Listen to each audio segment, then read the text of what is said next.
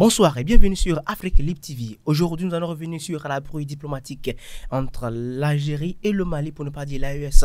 En général, tout est parti de la destruction d'un drone malien depuis l'Algérie. Aujourd'hui, les autorités maliennes ont apporté les preuves A plus B pour démontrer la localisation géographique de la drone et du drone, autant pour moi, avant d'être abattu. Mais force est de constater que les autorités algériennes n'ont rien envoyé comme preuve jusqu'à présent. Chers consultants sont là pour débattre et apporter encore des éclaircissements sur le sujet en long et à large. Mais rappelons que suite à la destruction du drone, il y a eu le rappel des ambassadeurs des deux côtés, l'Algérie et tout comme le pays de l'AES également, et la fermeture de l'espace aérien entre le Mali et également l'Algérie. Les consultants sont là pour décortiquer. Amen Segala, bonsoir. Bonsoir Gérald, bonsoir au peuple africain. Yannick, bonsoir. Bonsoir Gérald et bonsoir à toute l'Afrique. Restons sur le côté, la fermeture de l'espace aérien. Yannick Kwame, quelles pourraient être les conséquences économiques d'une telle décision? Alors Gérald, c'est déplorable et dommage qu'on arrive à cette situation. Les deux pays se renvoient la balle, le Mali et l'Algérie.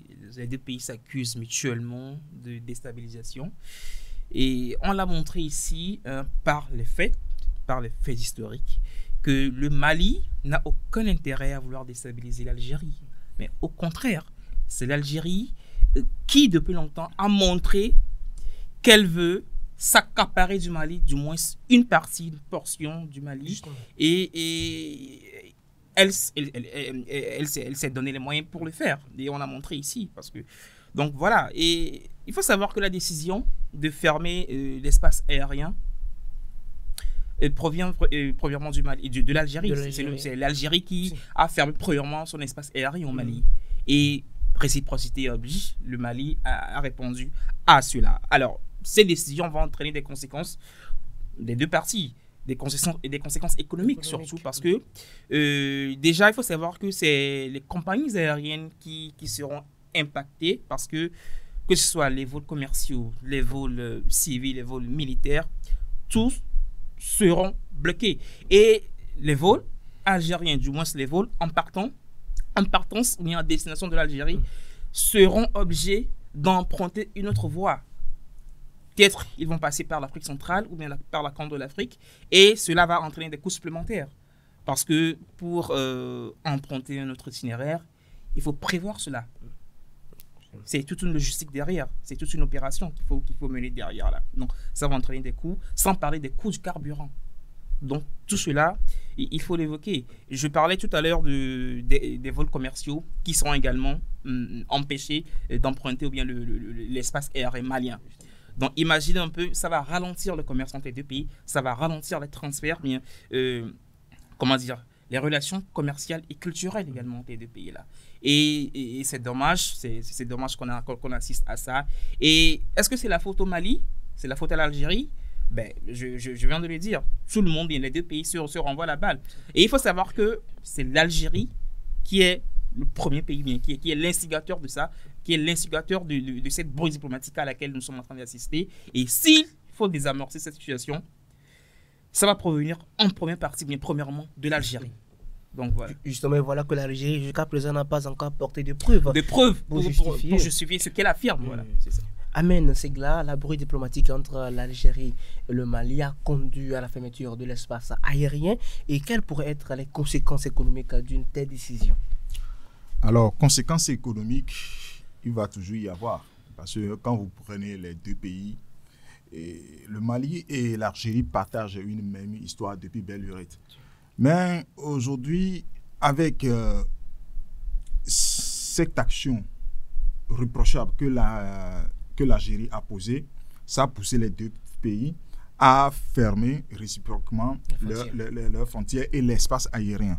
Alors, depuis que cet incident s'est produit, vous allez voir les Algériens, ils sont montés au créneau pour dire que bon, et celui qui va perdre plus dans cette affaire, c'est le Mali, parce que quand vous prenez la situation géographique même du Mali, c'est difficile pour ceux qui sont au nord, plus proches, ou bien qui sont dans la zone de Tizoaten, de venir jusqu'à la capitale pour chercher leurs produits, pour venir acheter, surtout pour les commerçants, de venir chercher. Donc, ils ont pris option d'aller plutôt en Algérie, chercher les produits pour et faire leur commerce au nord et du Mali là-bas. Mais c'est sur ça les Algériens se basent pour dire que bon, c'est le Mali qui va en partie beaucoup plus. Mais moi, je me dis que quand vous prenez les pays du Sahel, ces 3 pays, pour ne pas citer les pays de l'AES, ces 3 pays ont affronté beaucoup de situations similaires. Parce que quand vous prenez d'abord le Mali, ce n'est pas la première fois qu'un pays voisin a fermé ses frontières dans une situation politique ou bien dans une crise diplomatique. Parce que lorsqu'il y a coup d'État, lorsqu'Assimi Goïta est venu au pouvoir, la CEDEAO a demandé au pays de la CEDEAO de former ses frontières avec le Mali. Et ça a duré un bon moment avant que la situation ne revienne à la normale. Donc, quand vous prenez aussi le Niger aussi a vécu cette même situation avec la chute du régime de Bazoum. Donc, la population du Sahel, pour ne pas dire la population malienne, est déjà habituée à ce genre de situation. Maintenant, il revient aux autorités maliennes de prendre les taureaux par les cornes pour dire qu'aujourd'hui, il y a une crise diplomatique entre l'État malien et l'Algérie. Maintenant, il est au courant de comment se fait le commerce au nord du Mali. Maintenant, il revient à l'autorité malienne de chercher, d'abord de commencer par communiquer sur la situation. Parce que ce serait un peu trop facile de laisser les choses comme ça pour donner un champ libre à ces terroristes-là, de manipuler la population et de pousser la population qui est dans cette zone à prendre fait et cause pour ce qu'ils ont posé comme acte. Maintenant, il revient à l'autorité malienne de communiquer et de trouver des voies et moyens pour changer la situation. Parce que quelquefois, on dit, c'est quand tu as un problème, en ce moment-là, tu réfléchis pour trouver des solutions. Maintenant, il y a un problème, il va falloir que l'État algérien et l'État malien arrivent à trouver une solution et pour que ceux qui font la commerce au nord du Mali ne soient pas totalement lésés avec la fermeture des frontières de l'autre côté. Justement, Yannick Kouamé, Amen vient de parler de la population locale. Et justement, la question, est-ce que la population locale risque-t-elle d'en subir directement les conséquences sur le plan, par exemple, le côté importation, transport, tourisme, échange culturel? En fait, tu veux parler des populations locales des 2 pays? Les 2 pays. Bien sûr, ça fait belle lurette déjà, mais quand on prend l'Algérie, ça fait belle lurette que les populations algériennes vivent dans la précarité. Pourquoi? À cause, vous allez être surpris, parce que l'Algérie, on le sait, en Afrique, c'est une puissance. Mais cette puissance-là ne profite pas aux populations. Et pourquoi? À cause de la politique et de la diplomatie désastreuse du président Abdelmadjid Tebboune. Alors, quand vous prenez les populations locales des 2 pays, c'est vrai que cette décision, bien cette petite guerre à laquelle nous sommes en train d'assister, va engendrer des conséquences. Mais, Ahmed vient de le dire, les populations de l'AES en général et les populations du Mali ont prouvé à suffisance qu'ils sont résilients. Ce sont des peuples, mais ce sont un peuple résilient. Ils sont passés par tellement de choses, par tellement de situations difficiles. Et les Maliens, les habitants, les populations maliennes. Déjà, quand vous prenez l'instabilité et le terrorisme qui a vraiment décimé, qui a vraiment affecté les populations et conduire à comment dire, même le strict minimum, c'était difficile au Mali d'en avoir. Mais heureusement qu'il y a un nouveau régime, un autre régime vraiment, qui a une vision et qui est prêt à corriger, à rectifier les tirs. Et donc, le peuple malien est déjà paré à toute éventualité. Regardez, le Mali a eu à vivre, à subir les sanctions de la CEDEAO. Le Mali a affronté la CEDEAO, qui est une organisation, mais qu'en est-il de l'Algérie? Le Niger a eu à vivre la même situation. On a privé le peuple nigérien des médicaments, des produits de première nécessité. Pareil pour le Mali. Mais ils ont survécu. Et ce n'est pas maintenant qu'ils se sont constitués, ou bien que le Mali s'est constitué en organisation, en confédération avec le Burkina Faso et le Mali et le Niger, voilà, et qu'il va avoir des problèmes. Déjà, il a le soutien de ces pays-là. Il a le soutien du Burkina Faso et du Niger. Et sans compter d'autres pays africains qui sont en train de leur montrer vraiment leur soutien. Donc, s'il y a des populations qui vont souffrir de ça, eh bien, c'est les populations azerbaïdjanaises. Parce que, Amel vient de le dire toujours, à chaque fois, le Mali ou bien les pays de l'AES ont montré qu'ils peuvent s'adapter à toutes les situations. Justement.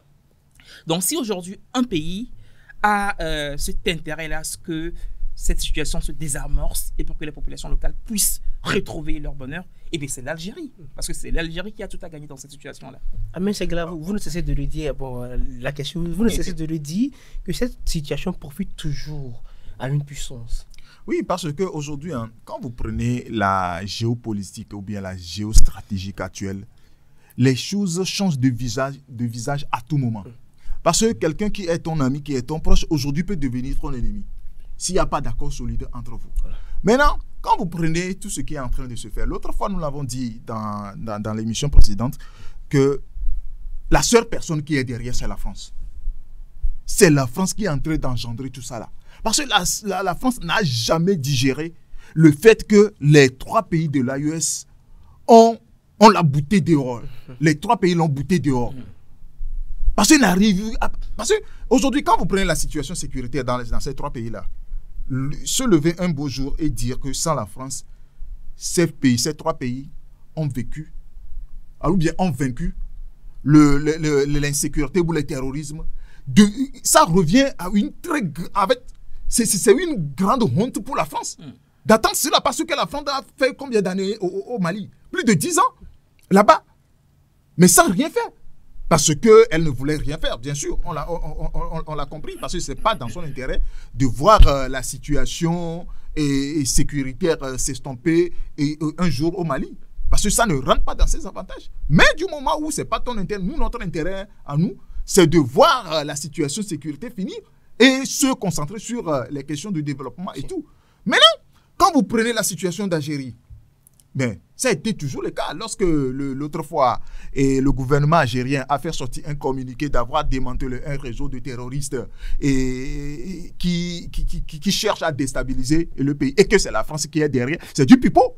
C'est une manière de faire endormir tout le monde, y compris moi-même. Mais on a discuté sur ça, sur ce plateau. Et on avait félicité l'Algérie. On avait félicité, mais il nous a menés tous en bourrique. C'est ça. C'est ça. C'est ça. Donc, il va falloir qu'on soit vraiment vigilant par rapport à la géopolitique. Parce que quand il n'y a pas d'accord entre vous, ceux qui tu comptes aujourd'hui peut devenir demain ton ennemi. Si la situation change. Et c'est ce qu'Algérie est en train de prouver. Parce que, je l'ai dit tantôt, quand vous prenez la situation du Mali et de l'Algérie, c'est une histoire de longue date. Mais si l'Algérie aujourd'hui veut retourner ses armes juste parce qu'il a vu la France à ses côtés pour déstabiliser le Mali, allez vous poser la question. Allez vous poser la question. Parce que l'autre fois, vous allez remarquer que, parce que quand vous prenez l'autre fois, lorsque les autorités algériennes ont détruit le drone, vous allez voir certaines dignités ont monté au créneau pour dire que non, que en fait, l'Algérie se sent menacée parce que avec la situation sécuritaire au Mali a fait venir beaucoup de mercenaires. Il y a les Russes, il y a d'autres nationalités qui sont là, donc on ne sait pas exactement la nature de ces drones et c'est pourquoi il est en train de longer leur côté. Tout ça là, c'est pourquoi il a intervenu. Mais depuis quand l'Algérie a commencé à avoir peur de la Russie? Parce que c'est de la Russie qu'il s'agit. Depuis quand l'Algérie a commencé à avoir peur de la Russie? C'est après avoir demandé son intégration dans le BRICS et qu'il a été refusé.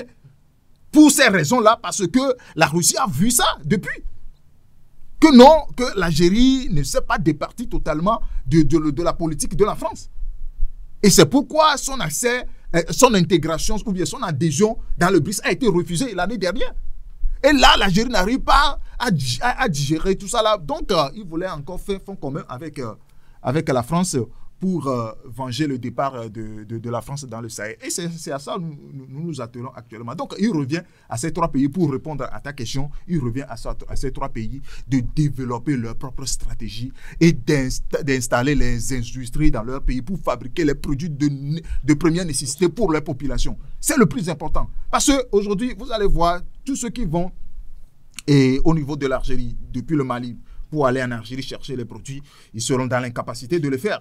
Si le Mali a développé ses propres industries dans son pays, arrive à fabriquer les produits de première nécessité, ne serait-ce que pour les besoins primordiaux de la population, je ne pense pas que cette fermeture ou bien cette bruit diplomatique va avoir assez d'impact sur la population. Yannick, et dans l'intervention de Amen, il a touché du doigt le fait que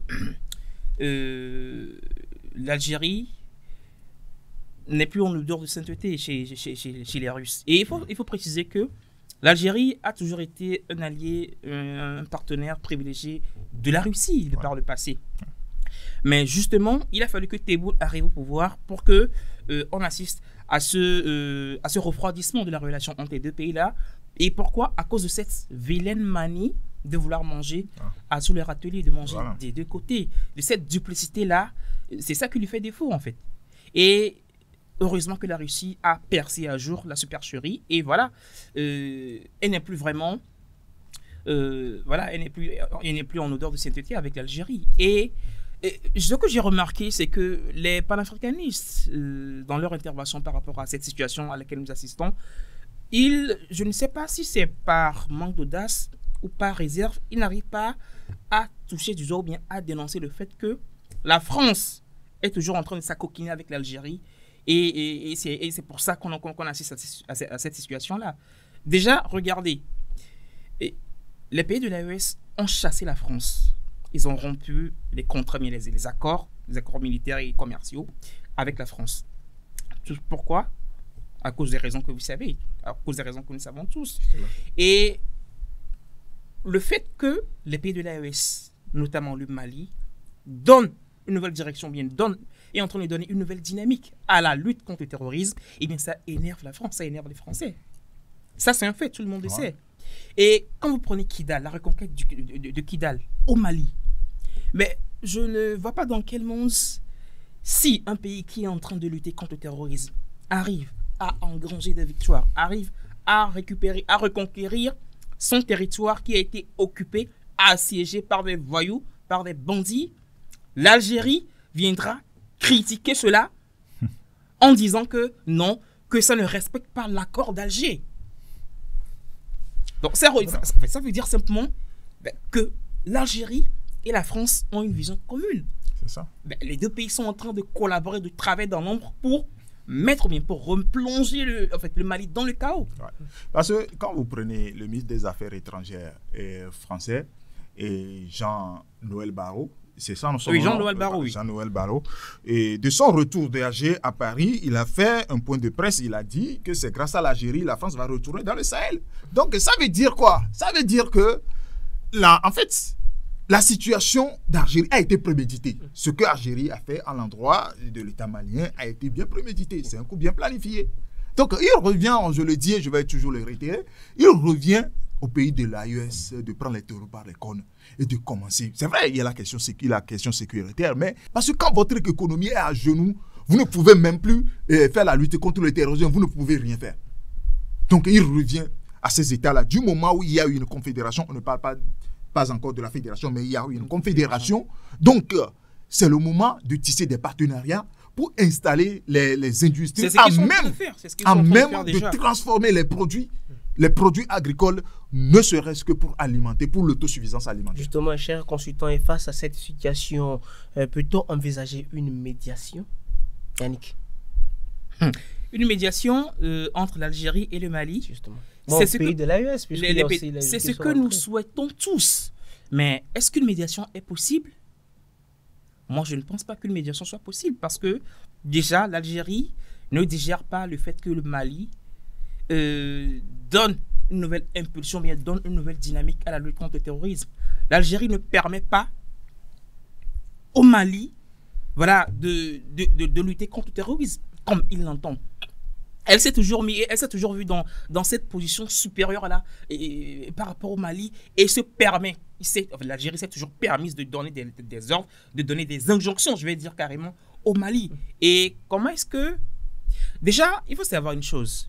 Pour discuter, pour essayer de trouver un compromis, pour négocier, il faut déjà que les deux pays se placent sur la même longueur d'onde. Déjà, il faut que les deux pays aient, comment dire ça, il ne faut pas qu'il y ait un supérieur en fait. Sinon, si tu te sens inférieur par rapport à l'autre, ou bien si on fait de telle sorte que tu es inférieur à l'autre, l'échange ou bien les échanges seront déséquilibrés. Aujourd'hui, l'Algérie se voit comme étant en position de force par rapport au Mali. Et comment est-ce que le Mali voudra s'asseoir à la même table que cette personne-là, du moment où les échanges sont déséquilibrés? S'il faut désarmer cette situation, ça va dépendre de l'Algérie. Il va falloir que l'Algérie revoie sa position.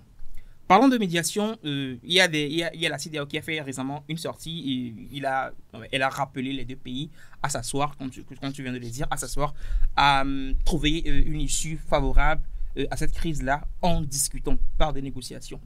C'est bon, c'est ce que nous souhaitons tous. Mais ça sera vraiment compliqué, à mon sens, de voir que les deux pays-là s'asseyent sur la même table avec Déjà même, je ne vois pas qui viendra jouer le rôle de médiateur. Je ne vois pas qui viendra le faire. La CEDEAO.